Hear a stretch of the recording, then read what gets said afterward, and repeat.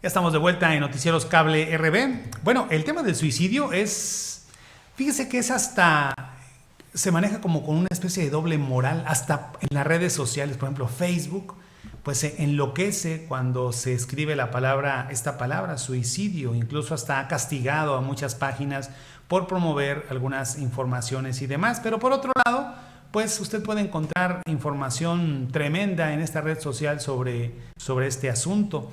Y la sociedad también, pues termina manejando en un doble discurso el tema de privarse de la vida. De todo esto vamos a hablar precisamente con un profesionista en toda la extensión de la palabra, que como ya le comentaba desde hace muchísimos años está muy comprometido con su entorno, con su profesión, y se trata precisamente del psicólogo Irán Cedillo Pérez, que es colaborador recurrente de Noticieros Cable RB, a quien me da muchísimo gusto saludar esta mañana. ¿Cómo está, licenciado? Muy buenos días, gracias por atender este llamado que hicimos desde aquí. Es importante. Sí, es buenos muy días. importante. Buen día, Gilberto. Muchísimas gracias por este espacio y a tu público para venir y platicar un poquito de psicología, un poquito de este tema tan importante, ya lo mencionas tú, el tema del suicidio. Sí coincides que hay una especie de doble moral o doble discurso en ese asunto. Sí, desde luego que sí. La sociedad juzga y señala, pero la misma sociedad reprende y castiga. Entonces hay que ser cuidadosos con la observación que tenemos como sociedad. Yo veía la nota que tú hiciste hace 2 días y tú lanzaste la pregunta que los profesionistas en psicología o los profesionistas en salud mental nos hacemos. ¿Qué estamos haciendo como sociedad? Las organizaciones, las instituciones, en lo público, en lo privado, hacemos desde nuestras posturas. Claro. Pero la sociedad, a donde llega esta información, a donde llega la señal de la televisión, de las redes sociales, del radio, ¿qué hacen? ¿Qué hacen esos papás y mamás con la información que nosotros les hacemos llegar? Sí, luego por ejemplo, cuando uno tiene amistades jóvenes, ve estados de Facebook o estados de WhatsApp y dice uno, aquí hay un problema, ¿no? Pero, sí. Pero es tan fácil hacerle así, ¿no? Y cambiar la página. Ajá. Por eso precisamente te doy las gracias por estar aquí. Es un tema, para empezar, es un tema complicado el abordaje, ¿no? Porque no es tan fácil decir, oye, se suicidó por esto, para empezar, ¿no? Sí, definitivamente abordar a una persona o que está en crisis, o una persona que ya se suicidó, es decir, a sus deudos, a sus familiares, no es una situación muy sencilla. Claro. Para empezar, antes de que una persona se suicide, ya lanzó algunas señas, ya hubo algunos focos de atención, de llamado de atención, pero no es fácil para las familias, a veces tampoco para el profesionista, darnos cuenta de que algo hay ahí. Sí. Entonces, generalmente atendemos cuando la persona está en crisis, y una crisis psicológica, una crisis emocional se pone muy tensa. Es una situación que, dentro de la pregunta que tú lanzabas en tu nota, decías, ¿y qué hacemos nosotros? ¿O quién nos va a cuidar a nosotros? ¿Quién atiende a la familia? ¿Quién atiende al profesionista? ¿Quién atiende al cuidador de esa persona que se va a suicidar o que se suicidó? Perdón, que intentó suicidarse, sí, claro, o que se suicidó. ¿Quién lo atiende? Es una descarga de adrenalina, es una cuestión de temor, porque experimentamos de todo. Cuando la persona está en crisis, la persona puede golpear, puede morder, puede lastimar con algún artefacto, pero también escuchar una desesperanza, escuchar que ya de plano no hay algo que le motive, algo de dónde anclar a la vida. Esa es una situación que nos pone, a los profesionales en la salud mental, también nos pone muy tensos, y por supuesto a las familias también. Pero también hay que considerar, bueno, la pregunta pues es muy fácil desde aquí hacerla y plantearla, pero es como, cada caso es como una aguja en un pajar, mira. Sí, podemos partir de la generalidad, sí, y aterrizar a la individualidad, sí, porque son muchos los factores que pueden involucrarse al momento del acto del suicidio, pero no todos encajan para todas las personas. Es diferente un adolescente y su psiquismo, sus procesos mentales, a como lo es un adulto mayor, a como lo es un niño. Entonces ahí es donde también mucho de nuestro trabajo a veces puede tomarse como subjetivo porque nosotros decimos que existen estos factores, Claro. pero no aplican. Por ejemplo, si es un factor estresor, un factor de economía, un factor de problemas sociales, a un niño de 4, de 5, de 6, de 7 años, No. ¿cómo se estresará un niño de 6, 7 años? Así es. Pues no, ¿verdad? Entonces, es bien interesante. Por supuesto.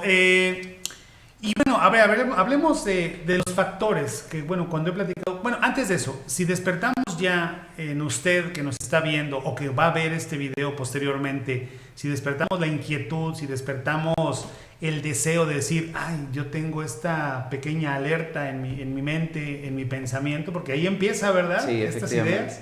¿Qué hacer? ¿Qué recomendarías tú, Irán? Acercarse obviamente a los profesionales.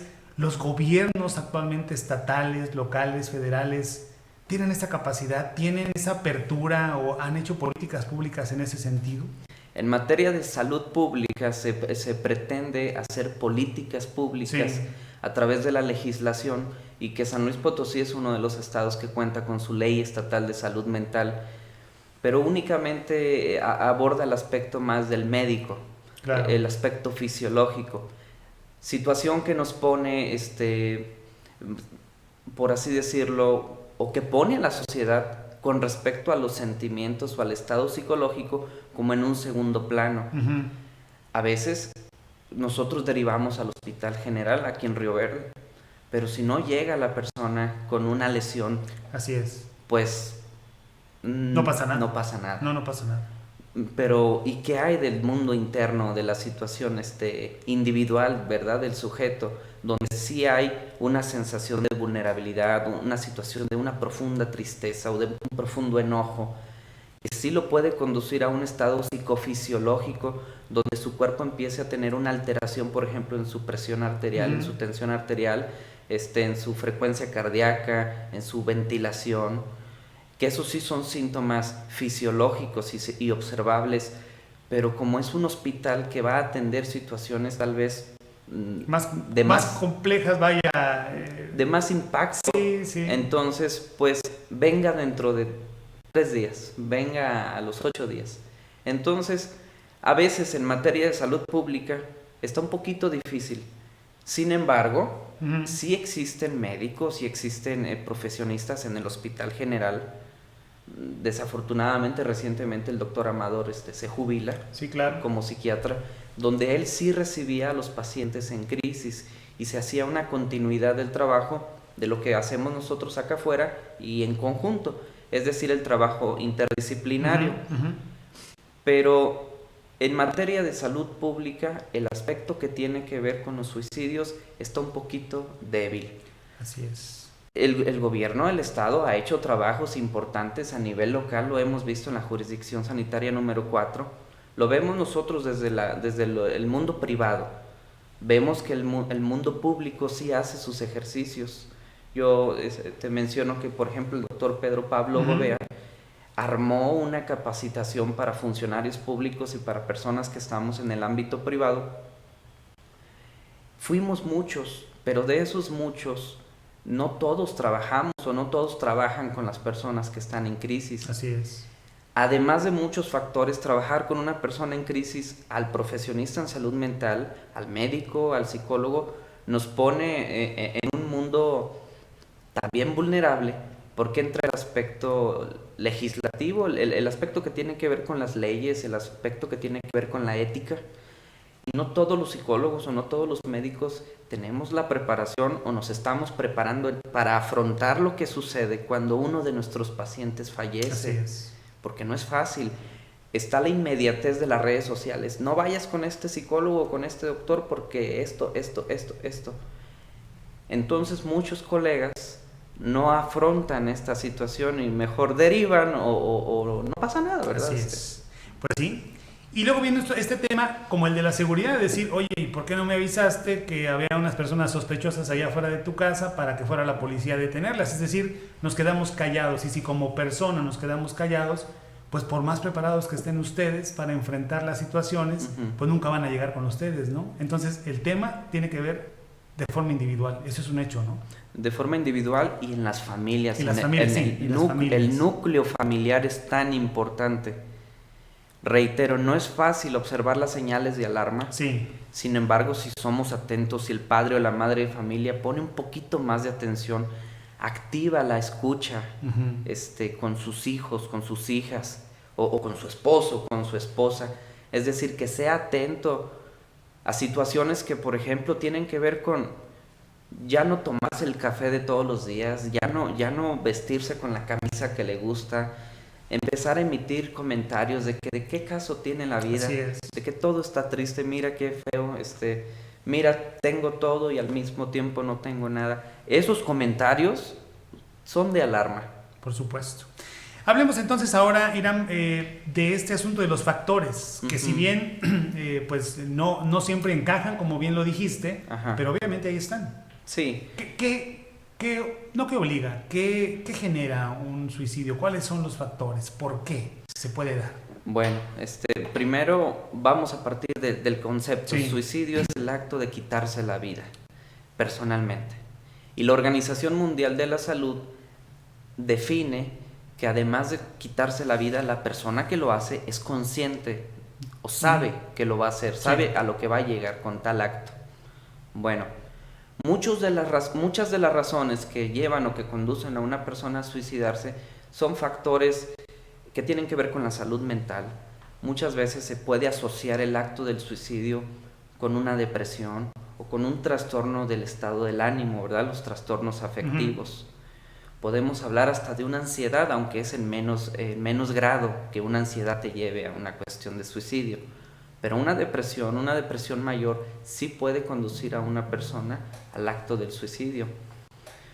Podemos hablar de los trastornos afectivos, por ejemplo, la bipolaridad tipo 1, que puede conducir a que una persona en un acto de maníaco, en un acto de mucha energía, de estar muy alebrestado, se suicide. Sí. Y no porque lo quiso, sino que porque se animó ese día a agarrar su bicicleta, irse a rampar y le falló, sí, ¿no?